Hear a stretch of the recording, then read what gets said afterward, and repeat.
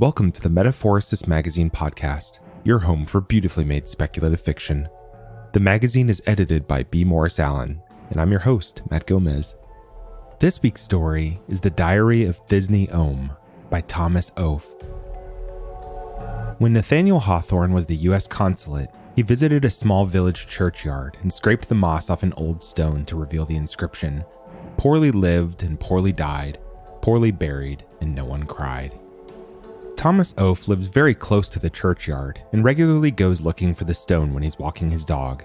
He's never found it, but is romantically attracted to the graveyard because it also contains a lamppost that is said to have inspired the Narnia lamppost and the grave of the first author he ever read, Roger Lancelyn Green. Robin Hood and his merry men, in case that's going to nag at you. He's the sort of person who likes to read and sit quietly, a homebody and bore. Were he not so in love with an American woman, he might never go out at all. Except to walk the dog, of course. He's not a monster. He and his wife have 3 wonderful children, and in addition to a mad Staffordshire Terrier, they also have a somber and sophisticated cat.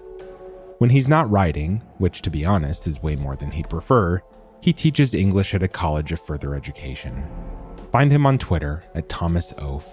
That's ThomasOuphe.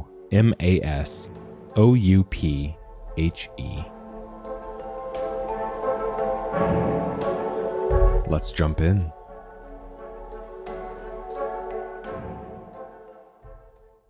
Fifth 8, third passage, Moonrise. Warden's Day. Of all the days, she chose Warden's Day. Everyone was at the park.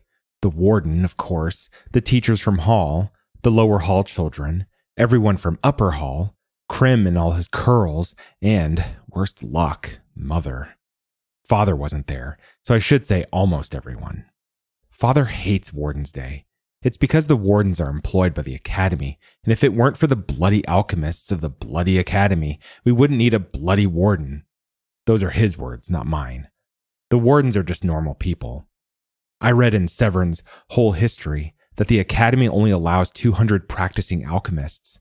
There are hundreds of thousands of setins, so there has to be a warden for almost every village near a river. They don't get much money from the Academy anyway, just enough to live on. The Academy wasn't even formed when the setin were created, but Father says it doesn't matter, as they're all a bunch of bastards. I don't talk about Warden's Day around Father, because it's the only thing that makes him angry. He didn't even get angry when I left his coat in front of the fire to dry and burned it. But I try not to mention wardens to him at all. I like the warden. I'd like to be a warden and learn everything there is to know about the setins. If you can keep people safely away from the setins, then the setins won't need to eat them. It's pretty straightforward, really. I like Warden's Day because Warden's Day is the village's way of saying thank you to the warden. He is out there every day walking the banks, keeping track of the setins, running from house to house if any of them stray from the river. Miranda says the warden tells the families of people who have been bitten by Capia setins where their loved ones have gone. I can't imagine what it must be like for them. The Capias are as beautiful as they are scary, their blue skin carving gracefully down the river on undulating yellow frills.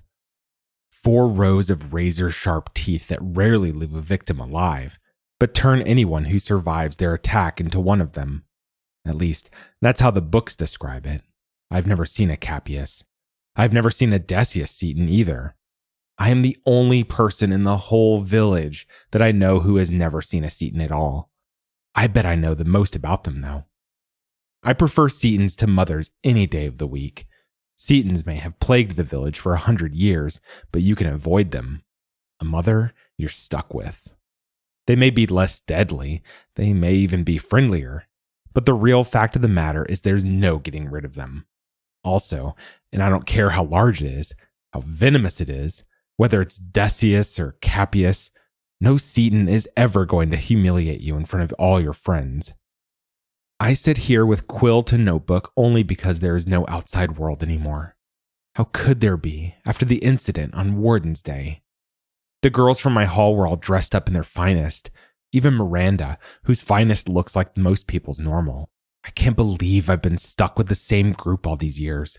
I was hoping that when we moved from lower hall to upper hall, there might be some change of scenery, but it's the same 9 girls and 7 boys it's always been.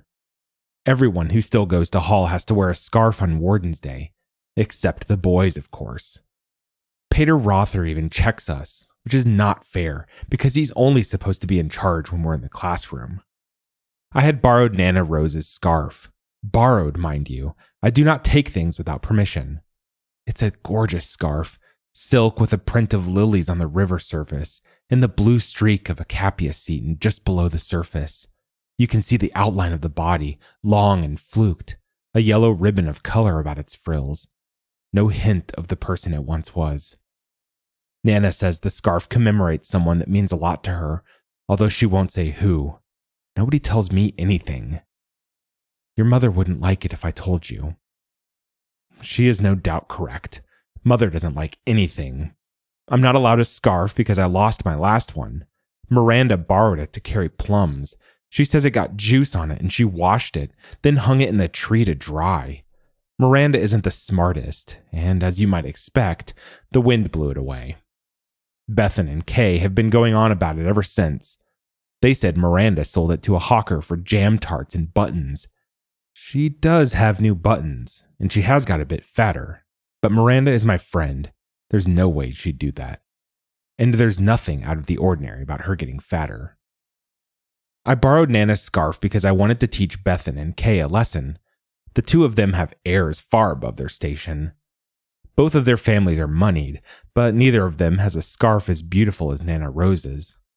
As soon as I walked through the park gates, they were both green with the knot-gots. I think Kay was just about ready to spew. The girls of the upper hall had to sing, "Oh, Save Me Brave." Mater Greerly had us practice it on our lunch times for a month. The boys danced, slapping sticks and shins. They all had red rags instead of scarves. But I saw Krim look at mine. I think I must look pretty wearing it. We were lined up to thank the warden. The lower hall goes first, so it's a long queue. I made a point of standing between Bethan and Kay. Kay had just asked where I got the scarf when Mother came busting out of the crowd with her lips puckered, her brows creased, and cheeks as red as coals. "Thisne, give me that before your idiot friends trick another one out of you." She snatched it from around my neck. "Of all the things to give you," she muttered. Mother didn't even glance back to see the two of them laughing at me, or to see me running down to the river. I must have cried for 3 hours, and not a single seton lurched out of the sludge to end my suffering. I'm always hearing tales about Capias attacking beautiful maidens to turn them, so their lack of interest just adds insult to injury. When I got back to the park, the celebration was over, and the warden had left. Thankfully, so had Bethan and Kay.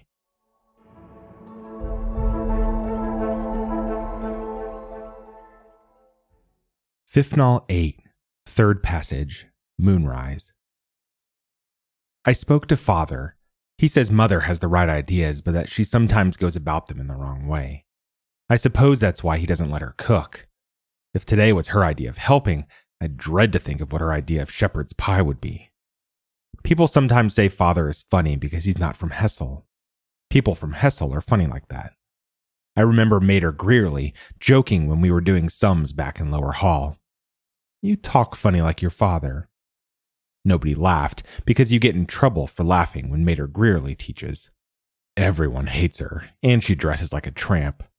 She says mean things all the time. I'm glad I have Pater Rother now. Father is from Thinvol, which is a hamlet.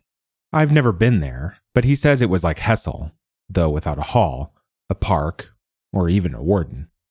Only 3 families lived there, right on the riverbank. The houses weren't spread out like they are in Hessel, but crammed close together. The seton attack on Thinvol is famous. It's in all the books. Father won't talk about it, but I know a few things that I haven't read. I shouldn't really write this down, but I don't suppose anyone but me will read it. The 2 types of seton are believed to have been created at roughly the same time by 2 rival alchemists. The Decius are bigger, with ink-black skin. They are more aggressive and stronger than the Capias, but the Capias scare me more because of their infectious bite. Odysseus killed my father's sister, and he watched both his parents transformed by a Capias. They are out there somewhere. Father dreams about them. He screams for them. That's how I know. I wish Mother would be more sympathetic. She's never had anything bad happen to her.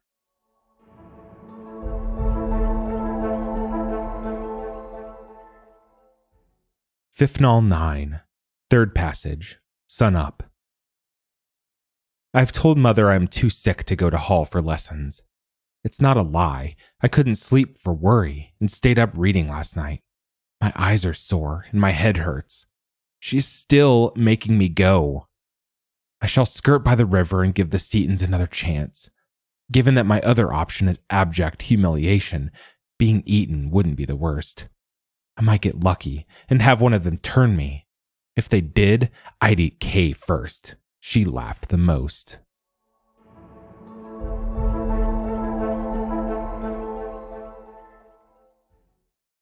Thisne 9, third passage, long shadows. Hall wasn't that bad. Beth Ann told Crim Barton what happened at the park. He didn't seem to understand why it was important. He just said my mother sounded very sensible. I wasn't sure if I wanted to love him for not caring, or be mad that he took my mother's side. I looked at his beautiful wavy hair and decided I was closer to loving him than hating him. But then I looked down at his unpolished shoes, and I wasn't sure how close to loving him I could get. It takes no time to polish a shoe, but the contrast of satin stockings and scuffing is a difficult image to get out of the mind. He's not terribly smart either, and this seems to be a theme with the people I feel affection for. I suppose I must take after my father. Speaking of stupid people, Miranda was a brick today. She threatened to punch Bethan on the nose and has promised to replace my scarf, given all the trouble it's caused. I thanked her but told her there was no need, but she insisted, and after the way she spoke to Bethan, I was a bit too scared to say no.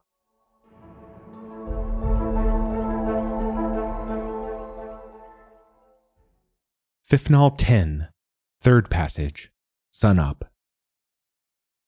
The old hag woke me up by churning butter. She has no sense of rhythm. I'm not sure she doesn't do it on purpose. When I churn butter, I do it in a gentle, melodious way, so that it sounds like waves lapping the riverbank. When Mother does it, it is in a frantic stop-start way that no human ear could find pleasure in. She's not terrible at everything. If she wanted to wake me up, she can congratulate herself on a job well done.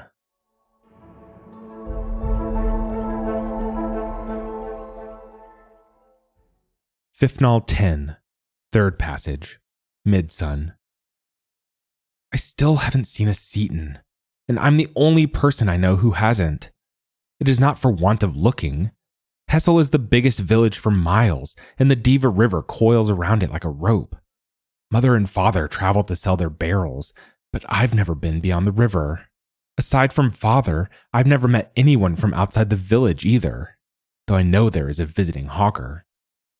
Father says Hessel is the prettiest village in the whole of Affen, but like most people in Hessel, Father has never been more than 40 miles.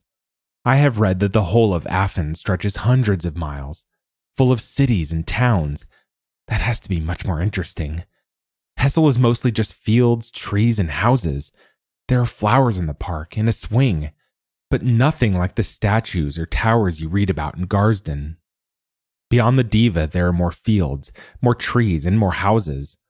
If you go far enough north, you can see Garsden over the Merriesea. And if you go south, you can see the slate hills of Wellston far across the water.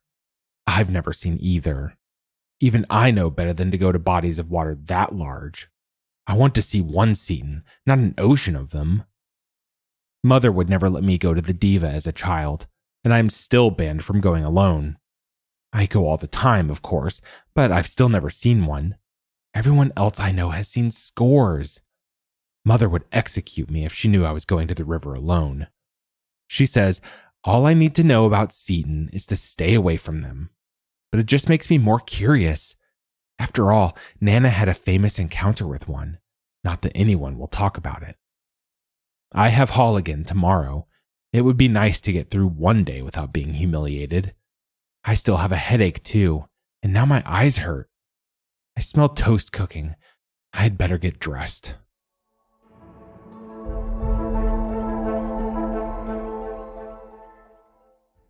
Thisne 10, third passage, blackest midnight. Our house is decidedly too small. I've been woken by the sound of my parents arguing. That is to say, Mother was arguing, whilst Father spoke with the calm tones of a reverend brother ministering to the possessed. "She's just like Caleb," Mother was shrieking. I don't know who Caleb is, but he often comes up when they argue, especially when they argue about me.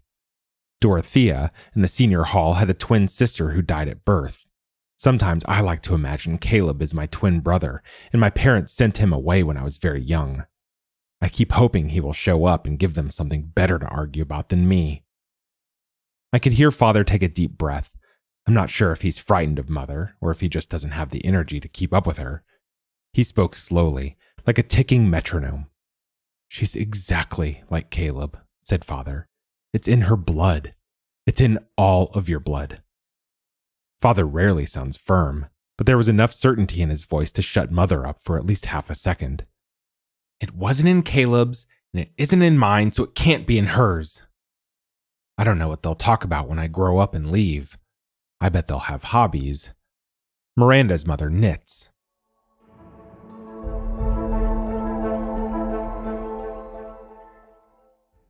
Thisne 11, third passage, long shadows.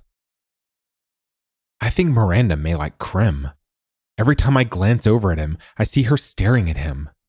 My eyes ached after reading and my head felt woozy, so I spent most of Hall noticing things. Did you know that the first mention of a setin in Affin is just after King Humber returned from his expedition to the ice flats? It's longer ago than I thought. Back then, the Academy ran everything, and nobody else could read much. They brought in Hall just to teach people how to live around the setins. Of all the terrible things the setins have done, eating people, luring them from their families, and destroying homes, making me go to Hall must be the worst. Krim doesn't seem to notice anything. He stares at Bethan. I think he must like her scarf. It's almost as pretty as the one I used to have. I can tell he doesn't really like her, though, because she sits in front of him, and he never looks down at her ankles. Lucky for Bethan, they're very bony, and I think they would make him sick. Nobody was in when I got home, and there was a note saying they were at Nana's. I had cheese and bread for dinner, and a whole pot of tea to myself. I lay in bed thinking about Clem. I hope Miranda gets me a nice scarf. I know her family don't have much money, but I could use the attention. I've never even held hands with a boy. When you add that to my never having seen a seton, you might wonder what I've been doing with my life.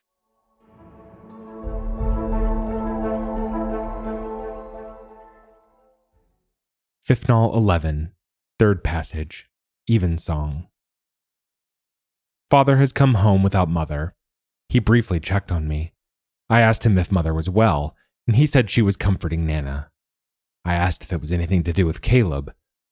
Father looked surprised, but I could tell he wasn't going to tell me anything. More to do with Nana, he told me. If I do have a secret twin, I'll never keep secrets from him the way my parents do. Who is he? I asked. Father frowned. You could almost see his brain straining to find an answer that wouldn't get him into trouble. When your mother's ready, I'm sure she'll tell you all about him. So now, I still don't know, and I will have to talk to Mother. I consider this the worst of all possibilities.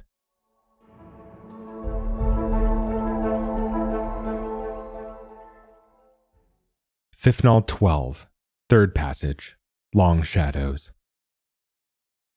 Mother is still not back. Went for a walk. Did not see a seton.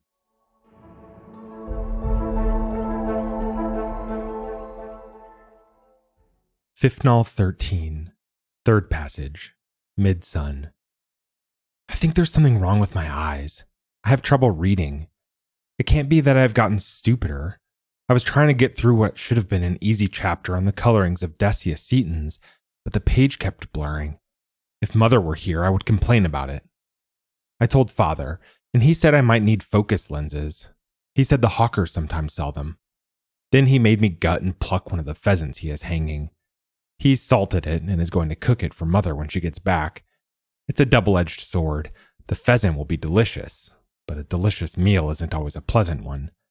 As I am nearly blind, I asked him to read to me. I gave him my copy of Corden's field study of setin habits, but he said he could not stand to hear another word about the wretched creatures, and didn't I have any books with stories? 3 years ago, Mother decided I was too old for fairy stories. Father watched whilst Mother donated all my old storybooks to the lower hall, so he knows very well that I don't. We ended up with him reading from a recipe book. It made me hungry for rhubarb and custard, but we didn't have eggs or rhubarb. Father suggested he could look for a recipe for toast.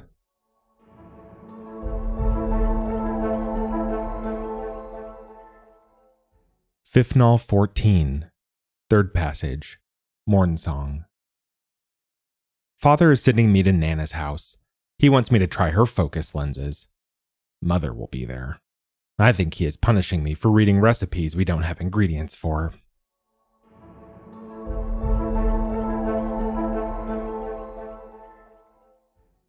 Thisne 14, third passage, Long Shadows. I tried Nana's pince nez. I'm relieved to discover that I am not getting stupider. It is not good news that my eyesight is failing, however. Nana has given me her spare pince nez to use until I can go to the hawker. Mother walked home with me. We did not speak much, and I dared not ask her about Caleb. Instead, she asked me about Hall. I told her about Bethan's ankles, and she asked which boy I was getting jealous over. I don't believe she will ever understand me. The pheasant dinner was very tasty. Father made rhubarb and custard for dessert.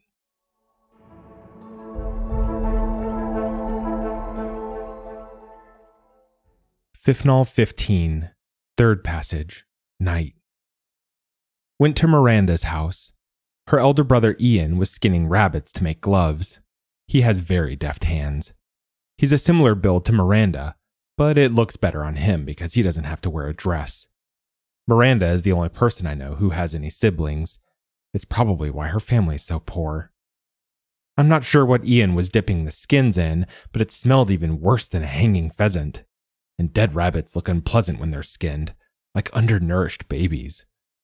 He told me Miranda was at the park.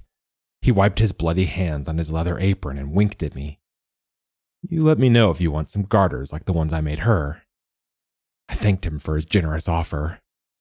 There was no sign of Miranda at the park. I met Kay and Bethan by the wrought iron gates. Bethan has a new scarf with a picture of a kestrel. She should wrap it around her pointy ankles. They hadn't seen Miranda, but they made it very clear they had seen someone else. Kay said, "someone else," in a sing-song lilt that suggested it was someone very interesting. I wasn't going to take the bait. There are only 16 families in Hessel, and none of them has ever been especially interesting before.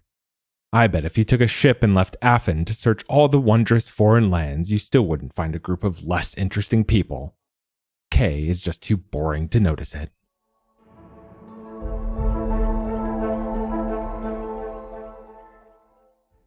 Thisne 1, fourth passage, Short Shadows. Sylvia from the lower hall has been attacked by a setin. Her family were fishing on the Diva. Luckily, it was Odysseus, so she won't turn. I have heard she's quite sick, but should get better within a stint. I am quite sick, too. Here I am at age 14, and I've still never even seen a setin. I blame Mother for mithering me about keeping away from the river. I wonder what would happen if Sylvia did turn. Would her family try to visit her? And if they did, would she try to eat them?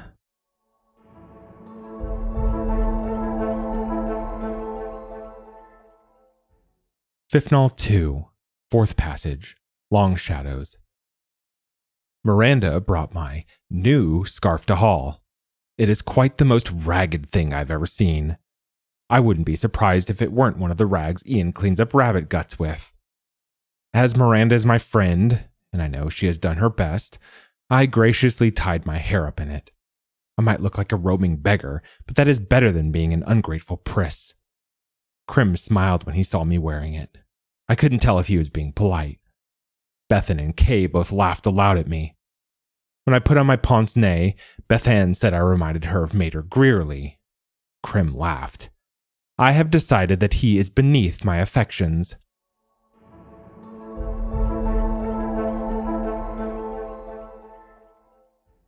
Fifnal 3, Fourth Passage, Night.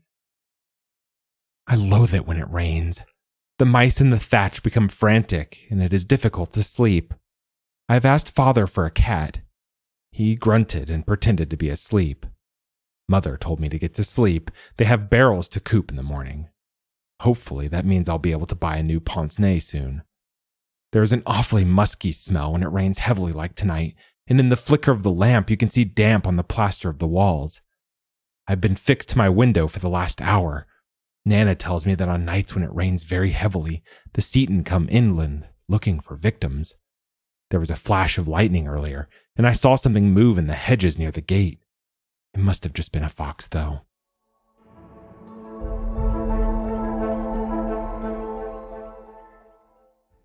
Fifnal 4, Fourth Passage, Long Shadows. I may look like an old woman, but Pater Rother says I was the best reader today. The muddy paths had rendered my dress filthy, but most of the other girls had suffered the same fate, and at least 2 of the boys had managed to push each other over and had little clusters of dirt around their desks. We had to do an oral quiz. Miranda didn't know the 6 stages of the Cappius, and Bethan got 3 sums wrong. So, all things considered, I shone. I know everything about the stages of the Cappius, except what they look like in real life. Pater Rother has let me borrow a book about Decius. He says I could make a good warden, so long as my eyesight doesn't get any worse. Mother made me brush my dress and shoes. She and Father have not finished with the barrels yet, so I had to make dinner. They had not so much as shopped, and I had to walk back into the village to get fresh supplies. We had potatoes and trout. I mashed the potatoes, but we didn't have any cream, so I had to add water. The trout was good, even though I wasn't able to fillet it very well, and now my hands smell of fish guts. I scrubbed them with potato skins, but there's still a smell.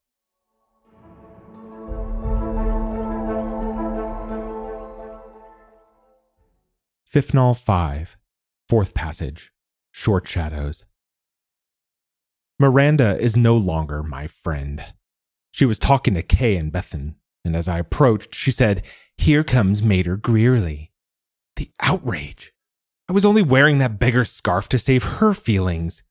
Worse still, at lunch she sat with Krem, and they held hands. I'm truly alone in the world. 2 of the lower hall girls, Geraldine and Rian, saw me crying in the cloakroom. They were very nice and friendly. They calmed me down by telling me all about Sylvia.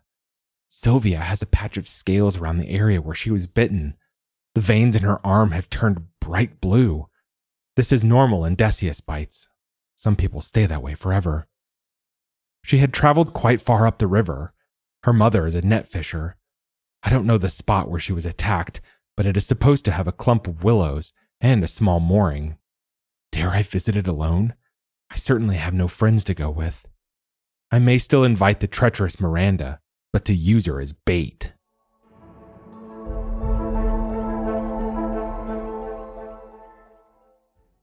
Fifnal 6, Fourth Passage, Moonrise. I had to make dinner again. This time I could only make eggs and bread, though my parents seemed happy enough with it. They have finally finished cooping the barrels and looked too tired to care much about anything. Mother was in a bad mood, which is to say, a normal mood. She found me reading and chastised me for using too much lamp oil. Then she asked what I was reading and why. I told her about the book Pater Rother had lent to me, and how he thinks I could become a warden. Mother snatched the book away and is going to Hall to embarrass me tomorrow. She says she plans on having a stern word with Pater Rother for putting such foolish ideas into my head.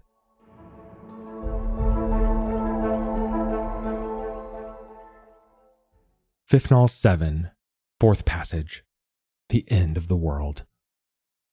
True to her word, Mother barged into Hall and shouted at Pater Rother in front of the whole class. It is as well that I have no friends left to lose. I feel too sick to write, and I have no books to read, so at least Mother will save on her precious lamp oil.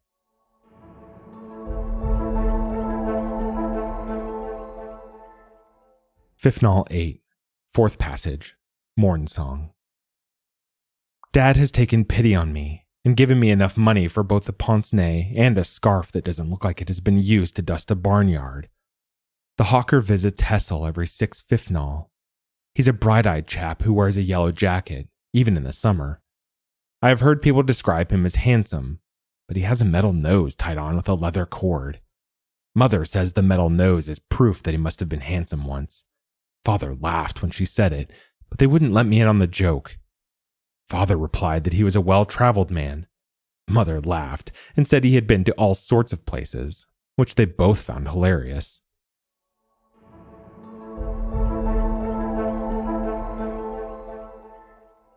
Thisne 8, 4th passage, Short Shadows. The hawker was not as grubby a man as I was expecting, and aside from the metal nose, I found him to be both presentable and charming. He was a big help in showing me through a collection of pince nez, and eventually we found the perfect pair. As we were discussing noses anyway, I told him how handsome I thought his own was. It is a bronze alloy that almost perfectly matches his skin tone. Thanks. My last one was a touch longer, but I like it well enough. You pay no mind to rumors. I didn't lose it through no wrongdoing or aught, said he. I had never suggested he did, and told him as much, but asked how he did get it. Let's just say I put it somewhere it didn't belong, and it got stuck there. His face fell, and the tone of his voice dropped with it, so I changed the subject and asked what scarves he had for sale. An instant smile sprang up on his face, and his nose sparkled as the movement lifted it, and the sun caught it. You want to see this one? It's divine. Reaching into his bag, the man pulled out the very scarf Miranda claimed to have lost. Why, I thought, of all the deceitful sneaks. I had lent the scarf to Miranda in good faith. I couldn't believe she had sold it. It's not the scarf, you understand. It's the betrayal of making me wear that awful rag. Where did you get this? A bonny lass about your age.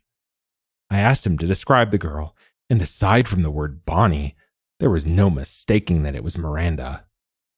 The hawker was most sympathetic to my plight and agreed to give it to me at no charge if I purchased one of his other scarves. It is of a much lesser quality, but it has a rather fetching pattern of red and white stars. Miranda will live to regret this betrayal, or my name isn't Thisne Ouphe.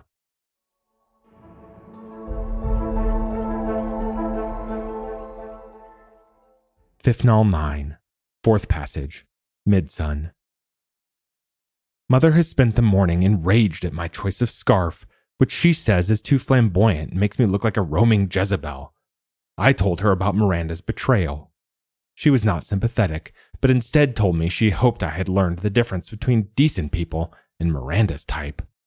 Father asked how much the hawker had charged, and then looked surprised. You didn't make any arrangements, did you? I told him what happened. He laughed aloud when I told him about the hawker's nose, as if that poor man hasn't suffered enough.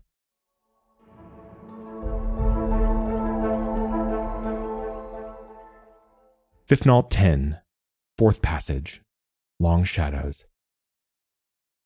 Sylvia continues to be crowded around and adored in a way that must be both smothering and liable to inflame the mind, but I did finally get to speak to her by elbowing my way past a lower hall student with a face full of spots. I must say I can see the fascination. Sylvia has a large bite mark on her arm. At each of the points where the teeth of the Decius sank into her skin, there's a green spiderweb pattern. Decius toxins can't transform a person, but they stay in the blood forever. In Setin and Their Ways, Joan Wiltz records that people with those marks often dream that they are the setin that bit them. They see through their eyes, diving and hunting in the blackest rivers. It must be more exciting than reading about them. Nobody has noticed my new pince nez, which is a tragedy because it has a rather fetching inlaid etching, but I suppose they may have been too distracted by the sudden return of my scarf. Beth Ann and Kay were particularly keen to hear the story. You mustn't be too cruel to her. Her family are desperately poor, said I. They both giggled at each other and ran off to tell the story to anyone who would listen. Miranda glowered at me throughout the whole late session of hall. Since I have my pince nez, I have become more determined than ever to become a warden, and I answered all Pater Rother's questions. I watched Miranda through the corner of my eye, her face contorted with rage. I wouldn't be surprised if Crim hadn't gone off her. She looked quite the ugliest I have ever seen her. I doubt even the hawker would have found her bonny. After hall, she was waiting for me against the birch in the front garden. I could tell she was waiting for me. She had that determined look of somebody waiting, her eyes scanning each passing face to check that it wasn't mine. "Looks like she's waiting for you." Bethan looked delighted by the prospect. She and Kay seemed to be waiting in anticipation of the spectacle. "Are you worried she'll try to thump you?" Kay asked. I glanced out the window at Miranda. I do not know her as well as I had thought. If I hadn't been worried before that Miranda might try to thump me, I was by then. I made a show of forgetting some books. Peter Rother was only too pleased to keep me talking about the importance of the volumes I was being allowed to borrow, so I did manage to pass enough time. Miranda had moved on by the time I left. It is worth noting that neither Kay nor Bethan had left, and they were waiting at the gates of the hall. "Miranda says she'll get you tomorrow." I walked with purpose and my head held high, but they walked alongside me, continuing with their taunts. I will pay no mind to them or Miranda. I am the one in the right.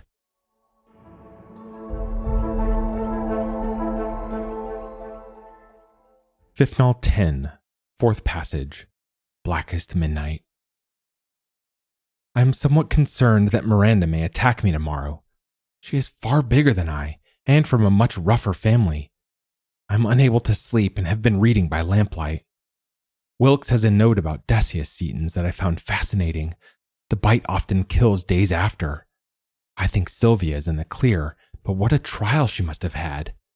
I find myself both in awe of the setins and racked with fear by them. It is lucky that she was not bitten by a capias. There is no turning back from that.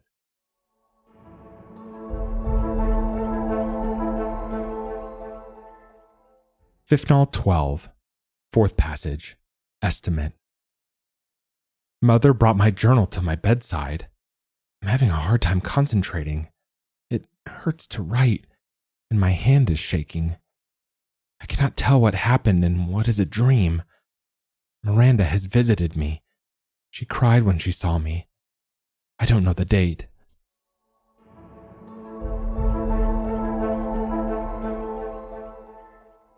Thisne 13, 4th passage, Estimate. This much I am clear on. I have seen a setin, and I am no longer sure I will be a warden.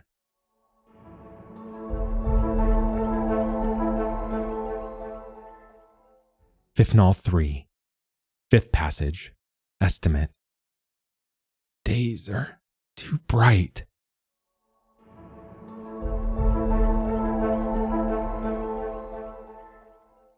Thisne 7, 5th passage, I think.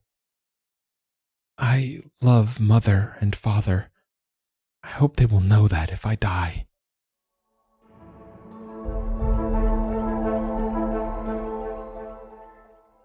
Thisne 10, 5th passage, Long Shadows.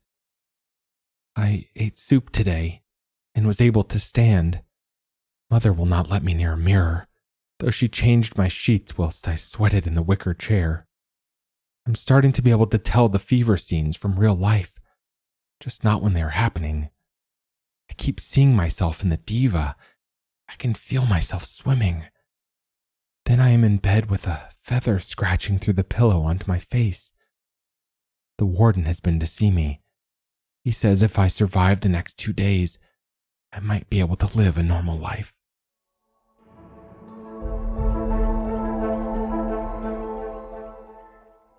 Thisne 15, 5th passage, Estimate. I have not been able to write for a while. 3 days? It is hard to tell. I don't remember anything but broth and mother. I suspect she has saved me a second time.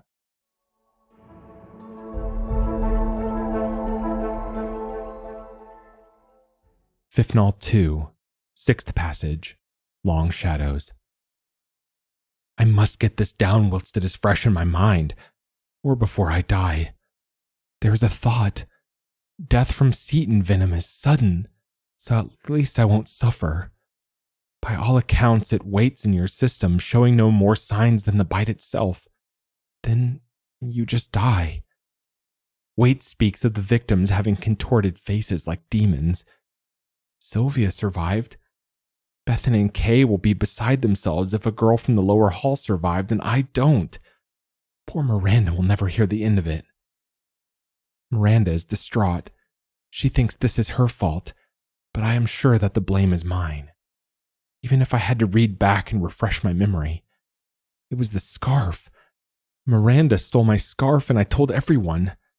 The next day at hall, she waited for me in the cloakroom. Her face was grave, her fists were clenched, and she had rolled up her sleeves. It seemed as if she was ready to thump me. I bit my lip and closed my eyes and waited for the blow to come. What I felt was Miranda taking my hand. As I glanced down, I could see why she had rolled her sleeves up. They were wet with tears. I can't believe you told everyone I stole your scarf. I was upset.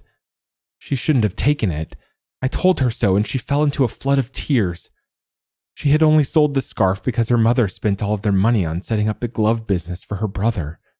Miranda hadn't eaten anything but a crust of bread in 2 days.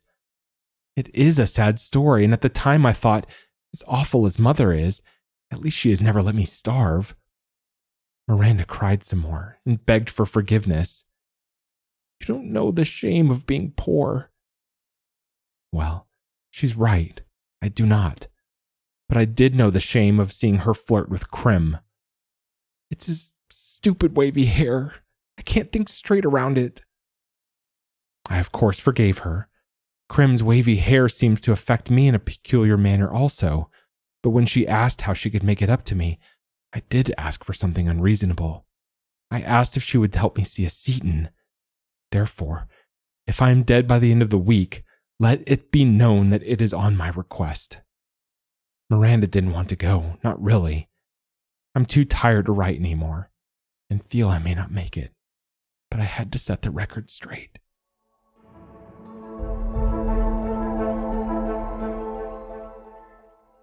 Thisne 4, 6th passage, bright morning. It would appear that I have survived. Mother will still not let me see my reflection, and I want to. I feel I need to know. My strength ebbed to the point that the village held a vigil, but I am not dead, and I no longer think I will die. I must sleep.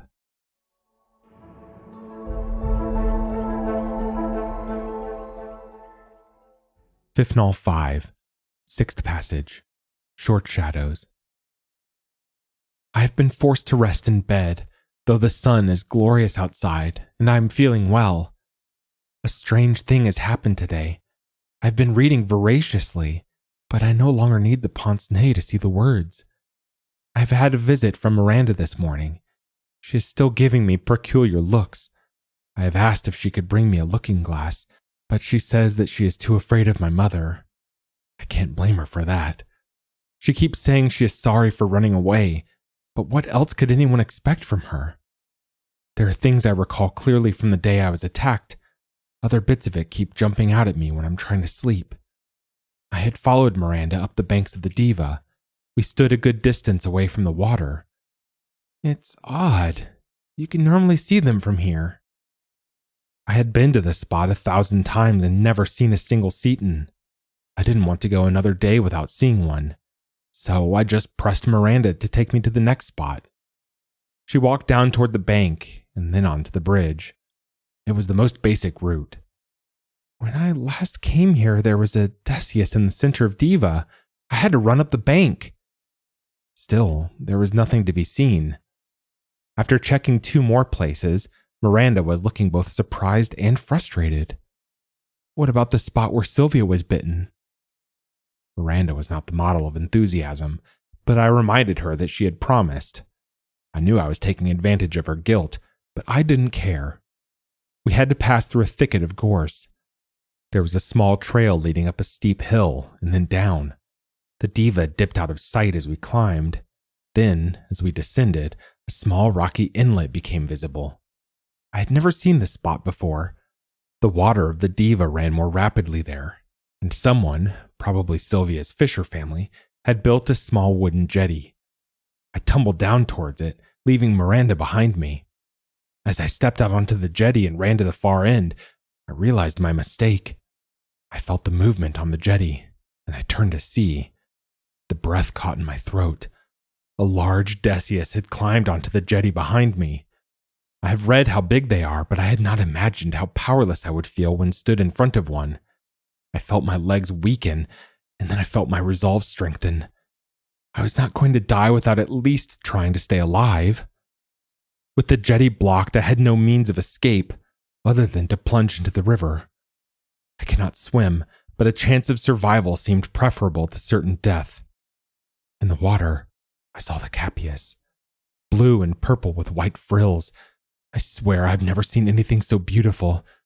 I was transfixed by the graceful movement of vivid colors twisting and brightening in the sunlight. So now my choice was to be eaten by the Decius or turned by the Capias. The Capias shook itself, jumping out of the water. Its deep black eyes held my own. I felt a sharp pain in my leg as the Decius bit me. I crashed down onto the hardwood. I bit my tongue as my skull shook in shock. The body of the Capias loomed over me. I could hear it, a low and rapid set of clicks. The Decius responded at the same pitch but faster. I tried to stand up, but the pain in my leg pulled me sideways. The Decius bit my arm. Its teeth pressed hard into the bone. I remember screaming, and the Capias rearing up to attack. As the pressure released, I blacked out.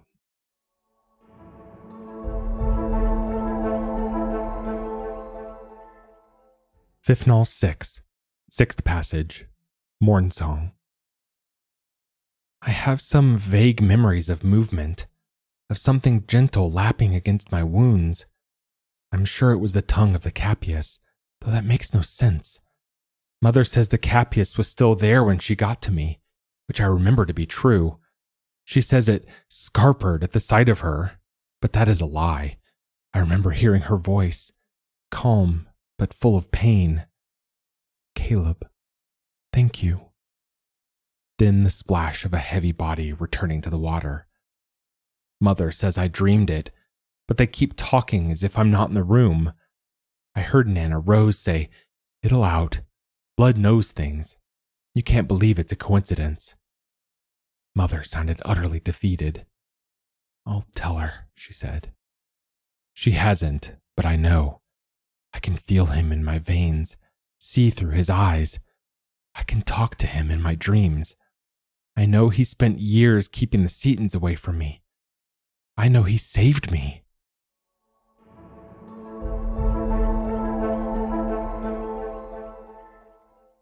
Thisne 7, 6th Passage, Short Shadows. Nobody has ever had an open wound licked by a Capias before me. I am the first. I have a connection that goes beyond any other survivor, and no Capias has ever saved a person before, so Uncle Caleb is the first too. Today, I held up the looking glass and saw my face. There is a map of blue lines all over my body. I don't know if I am changed forever. I look strange but not ugly. It is no wonder I am still friends with Miranda. That is just one of the things that we have in common. Of course, she doesn't have an uncle who is a Capias Setin. She can't share his thoughts, feel where the other Setin are, or see the Setin blood through her skin. But I suppose I don't know what it's like to be her either. Mother still hasn't told me about the day Caleb was bitten, though I have the memory from him, vivid and full of terror. Her taking her younger brother down to the banks against Nana's will, and what became of him. What would have become of her if Nana hadn't been chasing them? Poor mother. It is no wonder she has been so protective. Nobody will have to worry again when I become warden. Here she comes now, bringing me more food. I do hope she hasn't cooked it herself. That was the Diary of Thisne by Thomas Ouphe. Thanks for listening. If you enjoyed this episode, we'd love it if you'd leave us a 5-star review on Apple Podcasts, Spotify, or whatever platform you listen to us on. Or, better yet, share the magazine and podcast with a friend. If you'd like to listen to more speculative fiction, Visit us online at magazine.metaphorosis.com or on Twitter at MetaphorosisMag.